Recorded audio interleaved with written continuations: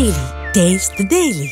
మరో విడత రైతు భరోసాకు రెడీ అవుతోంది రాష్ట్ర సర్కార్. నిన్న జరగాల్సిన కేబినెట్ వాయిదా పడింది. దీంతో వచ్చే కేబినెట్ లో రైతు భరోసాతో పాటు పత్తి, వరి పంటల కొనుగోళ్లపై ప్రత్యేకంగా చర్చించే అవకాశం ఉంది.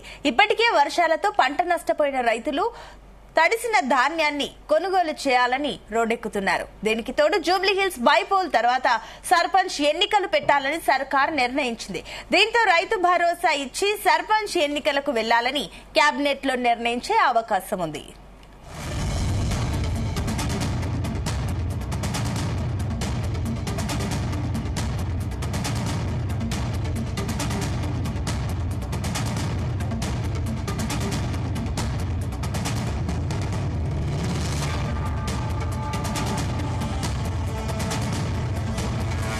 ఇక మరో విడత రైతు భరోసాకు రాష్ట్ర సర్కార్ సిద్దమవుతుంది. ఈ నేపథ్యంలో అటు కేబినెట్ లో డిస్కస్ చేయబోతున్నారు. ఇదే అంశానికి సంబంధించి దీనికి సంబంధించి మరిన్ని డీటెయిల్స్ మా కరెస్పాండెంట్ వంశీ అందిస్తారు. వంశీ, మరో విడత రైతు భరోసాకు ఇవ్వడానికి రాష్ట్ర ప్రభుత్వం సిద్ధమైనటువంటి సందర్భం మనం చూడొచ్చు.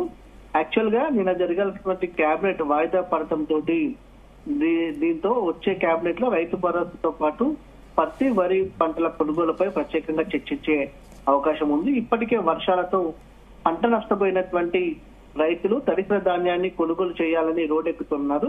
దీనికి తోడు జూబ్లీహిల్స్ బైపోల్ తర్వాత సర్పంచ్ ఎన్నికలు పెట్టాలని సర్కార్ నిర్ణయించింది. దీంతో రైతు భరోసా ఇచ్చి సర్పంచ్ ఎన్నికలకు వెళ్లాలని కేబినెట్ లో నిర్ణయించే అవకాశం ఉన్నట్టు కూడా తెలుస్తా ఉంది. ప్రధానంగా మనం చూస్తా ఉన్నాం, మొన్న వచ్చినటువంటి తుఫాను ప్రభావంతో తెలంగాణ రాష్ట్రంలో భారీ వర్షపాతం నమోదైనటువంటి పరిస్థితి మనం చూస్తా ఉన్నాం. ఈ సందర్భంగా అత్యధికంగా నష్టపోయింది ఎవరు అంటే తెలంగాణ రాష్ట్రంలోని అనేక జిల్లాల్లో గ్రామీణ ప్రాంతాల్లో ఉన్నటువంటి రైతులు వారు పండించినటువంటి పంట నష్టపోయినటువంటి సందర్భం మనం చూస్తా ఉన్నాము. కల్లాల వద్ద ఆరబెట్టినటువంటి పంట మొత్తం కూడా తడిసి ముద్దైనటువంటి సందర్భం మనం చూస్తా ఉన్నాము.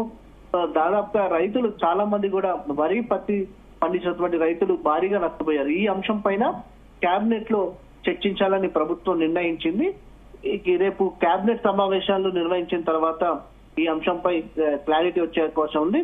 జూబ్లీహిల్స్ బైపోల్ అయిపోయిన తర్వాత కేబినెట్ లో ప్రధానంగా ఏదైతే రైతు భరోసాకు సంబంధించిన అంశం పైన చర్చించే అవకాశం ఉంది. తర్వాత ఏదైతే పంట నష్టపోయినటువంటి రైతులు ఎవరైతే ఉన్నారో వారికి ఎంత మేర నష్టాన్ని పూడ్చాలి అనే అంశానికి సంబంధించి కావచ్చు, ఎంత మేర నిధులు అవసరమవుతాయి, దాంతో పాటుగా కేంద్ర ప్రభుత్వానికి ఏదైతే పంపించాల్సినటువంటి నివేదిక అనే అంశం పైన కూడా చర్చించే అవకాశం ఉంది. ప్రధానంగా పత్తి, వరి పంటలకు సంబంధించినటువంటి రైతులు అత్యధికంగా నష్టపోయినటువంటి నేపథ్యంలో వారికి అందించాల్సినటువంటి పరిహారం అంశం పైన కూడా కేంద్రానికి కూడా విజ్ఞప్తి చేసే అవకాశం ఉంది. దాంతో పాటుగా రాష్ట్ర స్థాయిలో తీసుకోవాల్సినటువంటి చర్యల పైన కూడా చర్చించే అవకాశం ఉంది.